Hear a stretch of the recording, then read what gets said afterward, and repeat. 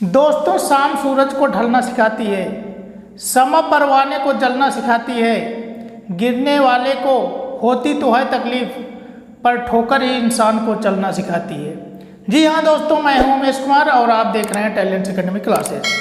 Students, आज के session में जो कि हमारा मैथमेटिक्स का सेशन है, इस सेशन में हम कक्षा 10 के सिलेबस निर्देशांक ज्यामिति का अध्ययन करेंगे, जो कि मैथमेटिक्स का चैप्टर है। तो स्टूडेंट्स, ये बहुत ही महत्वपूर्ण चैप्टर है कक्षा 10 के सिलेबस का, जिसका अध्ययन हम लोग आज करेंगे। तो शुरुआत करते हैं। तो स्टूडेंट, शुरू करते हैं आज के सेशन को, जिसमें हम लोग पढ़ेंगे निर्देशांक ज्यामिति, मीन्स कोऑर्डिनेट ज्योमेट्री। सबसे पहले हम आपको बता दें कि ये निर्देशांक ज्यामिति जो है, ये मैथमेटिक्स की एक ब्रांच है, जिसमें हम ज्यामिति के बीजगणित को पढ़ते हैं। निर्देशांक ज्यामिति गणित की वह शाखा है जिसमें ज्यामिति का बीजगणितीय अध्ययन किया जाता है। तो स्टूडेंट्स, यहाँ पे इस चैप्टर में कुछ चीज़ें हैं जिसको जानना बहुत ही आवश्यक है, तो हम बारी बारी से उन चीज़ों को पढ़ेंगे। सबसे पहले हम देखेंगे कि निर्देशांक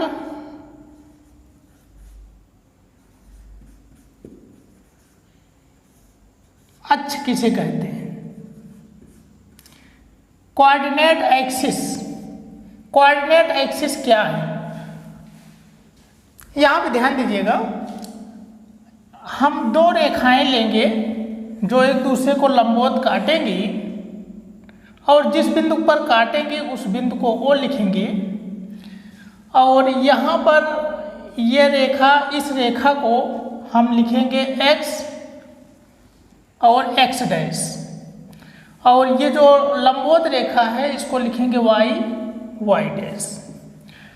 तो स्टूडेंट्स, ये जो रेखाएं हैं X O X dash, Y O Y dash, इनको समकोणीय अक्ष भी कहा जाता है, और इस रेखा को X अक्ष, और ये जो सीधी रेखा है, ऊर्ध्वाधर जो रेखा है, इसको Y अक्ष कहा जाता है। क्लियर है? ये Y अक्ष है आपका, ये रेखा, और ये X अक्ष है।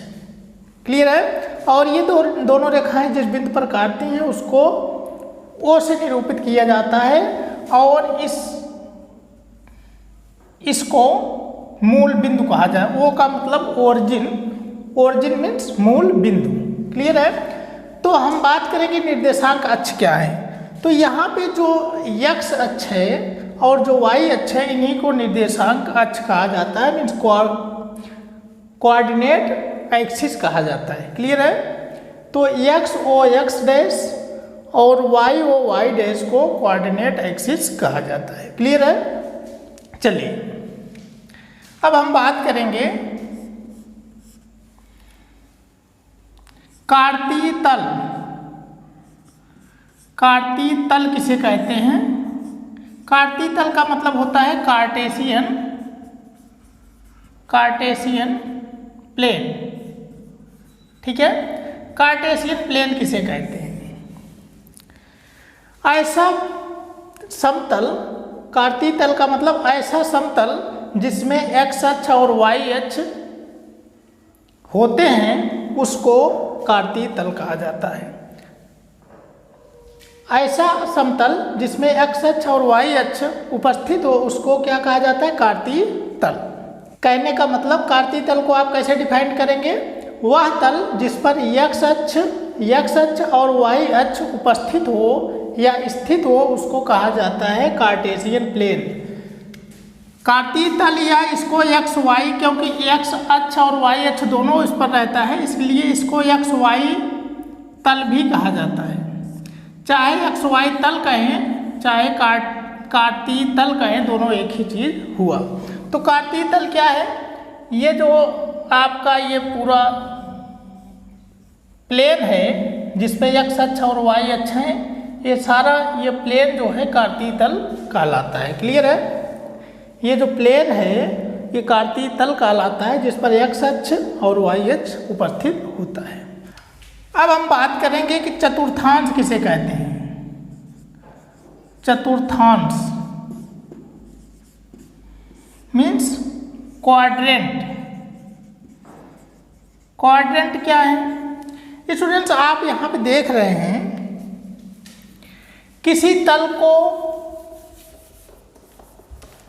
यहाँ पे देखिए आप, किसी तल को जो x अक्ष और y अक्ष होते हैं 4 भागों में इसको बांटते हैं।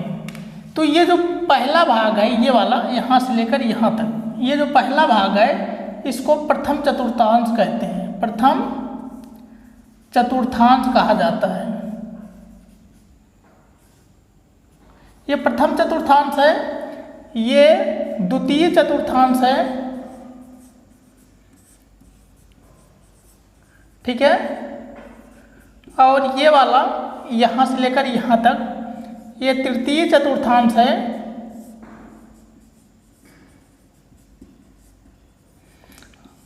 और ये चतुर्थ चतुर्थांश है। चतुर्थ चतुर्थांश। क्लियर है? कहने का मतलब चतुर्थांश 4 होते हैं। वो कैसे बनते हैं? x अक्ष और y अक्ष, x अक्ष और y अक्ष समतल को 4 भागों में बांटता है। वो जो पहला भाग है उसको प्रथम चतुर्थांश, दूसरा भाग द्वितीय चतुर्थांश और तृतीय चतुर्थांश, चतुर्थ चतुर्थांश। ठीक है? तो ये 4 चतुर्थांश होते हैं। क्लियर है?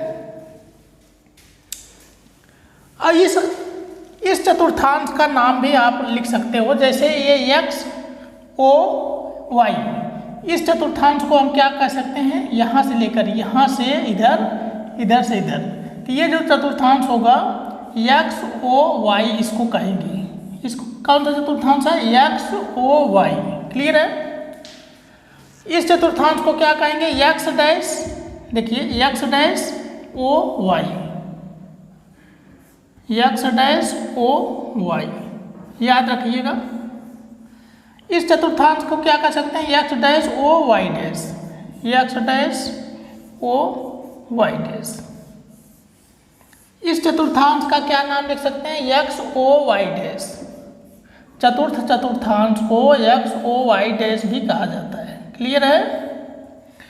चलिए, और स्टूडेंट्स यहाँ पे थोड़ी सी चर्चा हम कर लें कि यहाँ से 0 से इधर जो भी बिंदु होंगे इस अक्ष पर, x अक्ष पर, ये x अक्ष ये पूरा है, तो यहाँ मूल बिंदु से इधर जो भी होंगे वो धनात्मक होंगे। जो भी संख्याएं यहाँ पे, मतलब जो भी पॉइंट इधर होंगे वो धनात्मक होंगे। क्लियर है? और 0 से इधर x पर ऋणात्मक होंगे। यहाँ पे ऋणात्मक x का मान होगा इधर, मतलब जो पॉइंट होंगे वो ऋणात्मक होंगे। क्लियर है? और ये देखिएगा, इस 0 से मतलब ओरिजिन से जहाँ पे दोनों अक्ष एक दूसरे को काटते हैं, यहाँ पे 0 होता है। ये मतलब इन अक्षों का शून्य ये कहा जाता है। ये पॉइंट इन अक्षों का शून्य कहा जाता है। ठीक है? मतलब कटान बिंदु को 0 0 से निरूपित करेंगे। और ये जो है इधर जो है जितने भी पॉइंट होंगे वो धनात्मक y अक्ष होंगे। ये धनात्मक y अक्ष यहाँ पे होगा, मतलब धनात्मक पॉइंट होंगे इधर। ये पॉजिटिव हो जाएगा और इधर से इधर निगेटिव। कहने का क्या मतलब है कि वार जो मूल बिंदु है उससे x की तरफ जाएंगे तो जितने भी बिंदु होंगे वो धनात्मक चिन्ह से लिखे जाएंगे, और मूल बिंदु से x डैश की तरफ जाएंगे तो जितने भी बिंदु होंगे वो ऋणात्मक चिन्ह से लिखे जाएंगे, मतलब वो ऋणात्मक होंगे। उसी तरह y की तरफ जाएंगे तो धनात्मक होंगे वो, और मूल बिंदु से y डैश की तरफ जाएंगे तो ऋणात्मक होंगे। क्लियर है? चलिए, अब हम बात करेंगे किसी बिंदु के कार्तीय निर्देशांक। किसी बिंदु के कार्तीय निर्देशांक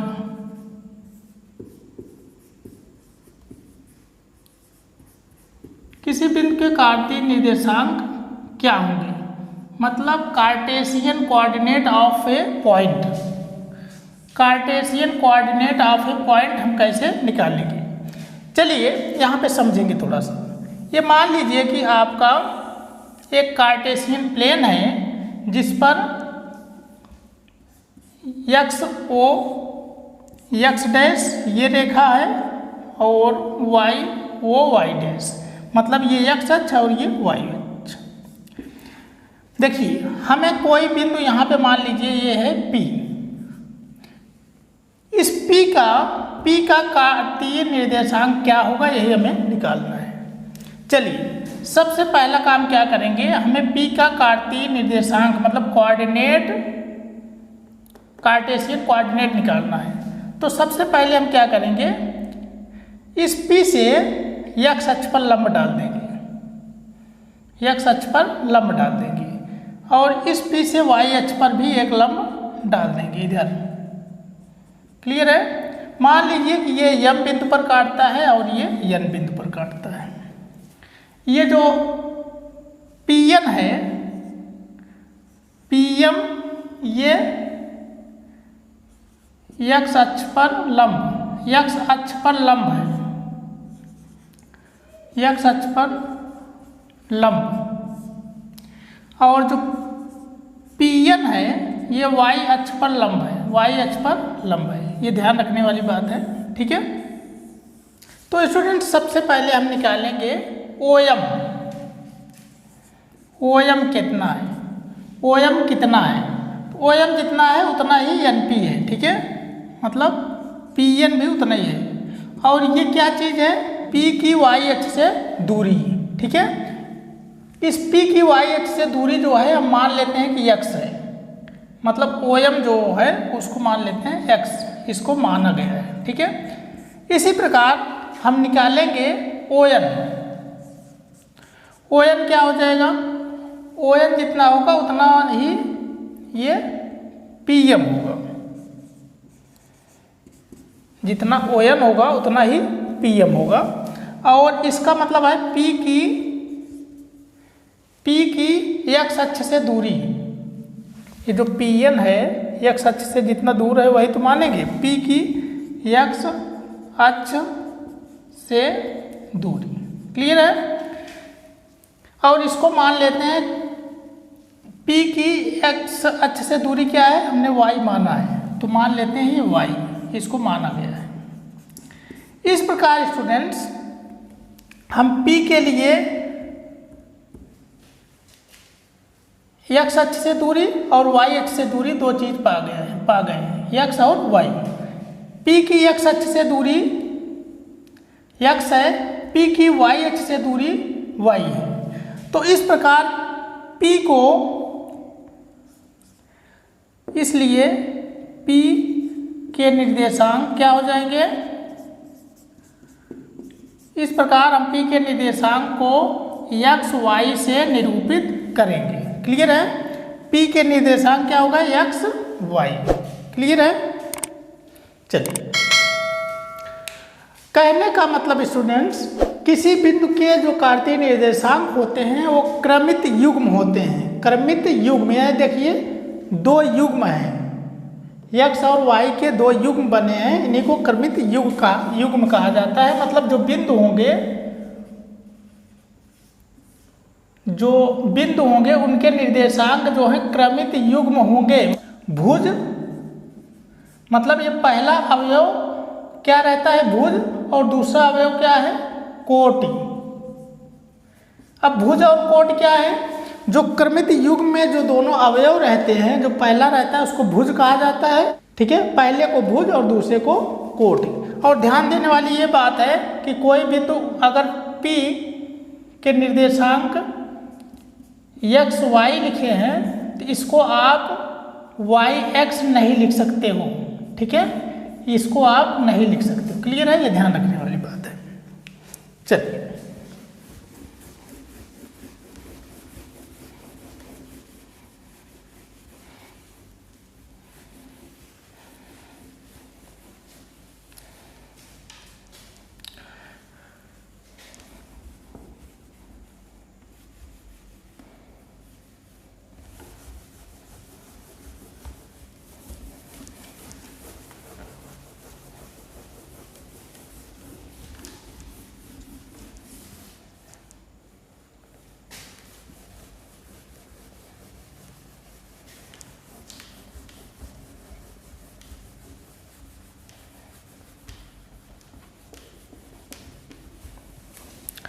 स्टूडेंट्स अब हम बात करेंगे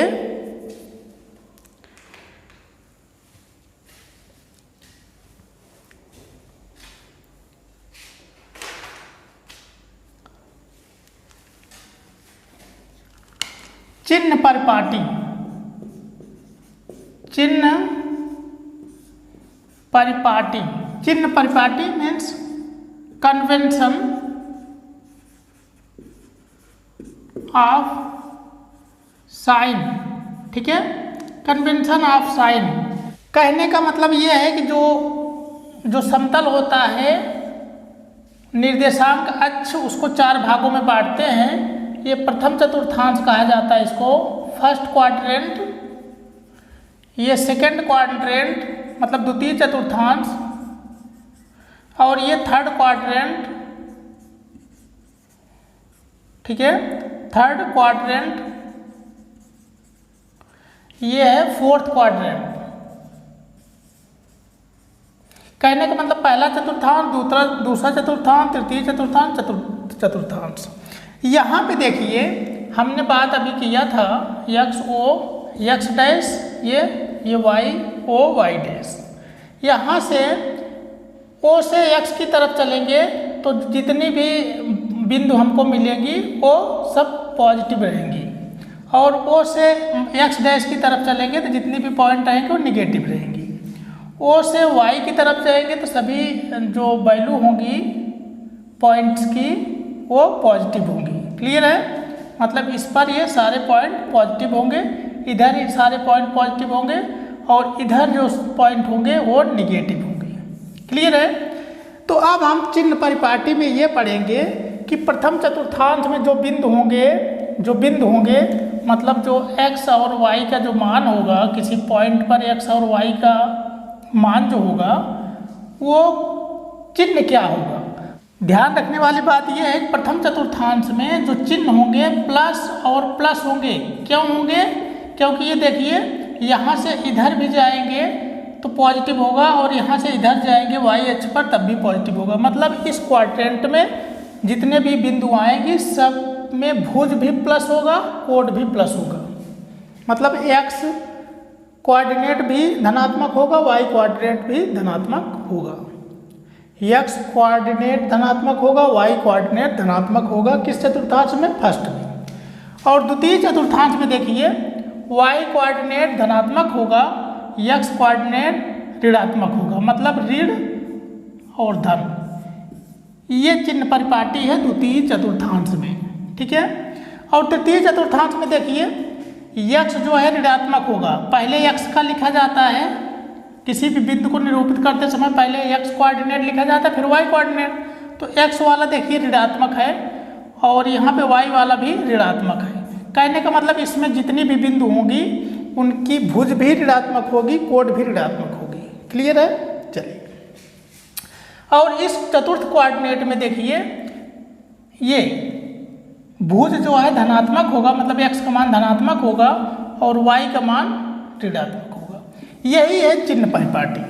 ठीक है, चिन्ह परिपाटी का मतलब किस चतुर्थांश में भुज और कोट का चिन्ह क्या होगा। ठीक है, क्लियर है। किसी चतुर्थांश में भुज धनात्मक रहेगा कि ऋणात्मक रहेगा, कोट धनात्मक रहेगा कि ऋणात्मक रहेगा, यही चिन्ह परिपाटी है। चलिए, अब जैसे हमें बताना हुआ कि कोई बिंदु है P 1 3, ये बिंदु है। ये बिंदु क्यों है? क्योंकि हमने बताया था बिंदुओं को क्रमित युग्म में प्रदर्शित किया जाता है। देखिए क्रमित युग्म है, तो बिंदु 1 3 मतलब इसमें जो भुज है वो भी धनात्मक है, जो कोटि है वो भी धनात्मक है। x कोऑर्डिनेट धनात्मक, y कोऑर्डिनेट धनात्मक। तो धनात्मक धनात्मक किस में आता है? फर्स्ट चतुर्थांश में। तो अगर पूछा जाए कि ये बिंदु किस चतुर्थांश में होगा तो आप कहोगे कि प्रथम चतुर्थांश में होगा। प्रथम चतुर्थांश में होगा। कौन सा बिंदु? ये दिया गया बिंदु। अगर आपसे पूछें कि अगर ऐसा कोई बिंदु है P ऋण 2 3 है तो किस में होगा? ये द्वितीय चतुर्थांश में होगा। क्यों होगा? क्योंकि ये भुज ऋणात्मक है और कोट जो है धनात्मक है। ये देखिए, तो ये द्वितीय चतुर्थांश में हो जाएगा। उसी तरह अगर हम आपसे कहें कि ऋण 2 ऋण 3 किस चतुर्थांश में होगा, तो आप कहोगे कि दोनों ऋणात्मक है, इस चतुर्थांश में होगा। क्लियर है ना? चलिए, इसका मतलब ये तृतीय चतुर्थांश में भुज और कोट दोनों ऋणात्मक होंगी। तो ये बिंदु किस चतुर्थांश में आएगा? जब आप इसको खींचोगे, आलेखन करोगे, तो इसी चतुर्थांश में ये निरूपित होगा। चलिए, ये भी हो गया। अगर आपसे हम कहें कि ये पॉइंट है 2 - 3, ये किस चतुर्थांश में होगा? तो आप भुज पॉजिटिव है और कोट ऋणात्मक है, ये देखिए, तो आप कहेंगे कि ये चतुर्थ चतुर्थांश में होगा। तो इस तरह से फ्रेंड्स, आप जो है किसी भी बिंदु को देख करके आप बता सकते हो कि वो किस चतुर्थांश में स्थित होगा। क्लियर है? आशा करते हैं कि आपको समझ में आ गया होगा। तो एक बार हम थोड़ा सा रिवाइज कर लेते हैं कि आज हमने क्या पढ़ा। तो स्टूडेंट्स, आज हमने क्या पढ़ा है, थोड़ा सा उसको रिवाइज कर लेते हैं। सबसे पहला चीज़ हमने पढ़ा है अभी कि किसी समतल पर परस्पर लंबवत दो रेखाएं XOX डैश YOY डैश को समकोणीय निर्देशांक कहा जाता है। इनको किसी समतल पर दो परस्पर लंबवत रेखाएं हैं, मतलब ये देखिए परस्पर लंबवत रेखाएं हैं, इन्हीं को हमने कहा था कि ये X, ये O, ये X डैश और ये Y, O, Y डैश। तो इनको क्या कहा जाता है? समकोणीय निर्देशांक। ये जो रेखाएं हैं इनको समकोणीय निर्देशांक कहेंगे, क्योंकि ये एक दूसरे को समकोण पर काटते हैं। क्लियर है? XOX डैश और YOY डैश को समकोणीय निर्देशांक कहा जाता है। ठीक है? और इसको आप X अक्ष कहते हो, ये Y अक्ष है, ध्यान रखिएगा। और दूसरी चीज़ ये है कि रेखा जो XO डैश है, यहाँ देखिए हमने बताया अभी कि इसको X अक्ष अथवा भुज अक्ष भी कहा जाता है। XOX डैश को X अक्ष अथवा भुज अक्ष कहा जाता है। क्लियर है? और ये जो रेखा है इसको Y अक्ष अथवा कोट अक्ष कहा जाता है। क्लियर है? मतलब X अक्ष को भुज अक्ष, Y अक्ष को कोट अक्ष कहा जाता है।